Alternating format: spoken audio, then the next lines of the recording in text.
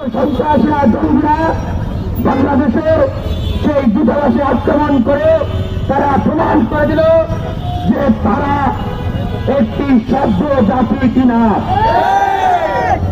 তারা বিশ্বের যে সভ্যতা, যে ভদ্রতা, সেটিকে তারা ধারণ করে কিনা।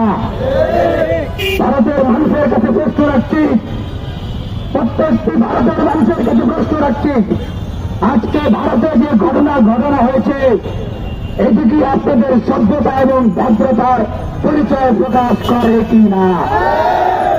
যদি আপনারা এটিকে সমর্থন করেন তাহলে ঠিক আছে, বাংলাদেশের মানুষও সমুচিত জবাব দেওয়ার জন্য প্রস্তুত আছে। আপনারা যদি এটিকে সমর্থন না করেন তবে ভারতের যে শান্তিকামী মানুষ, গণতান্ত্রিকামী মানুষ, রাজনৈতিক দল এবং বিভিন্ন সংগঠন, নাগরিক সমিতি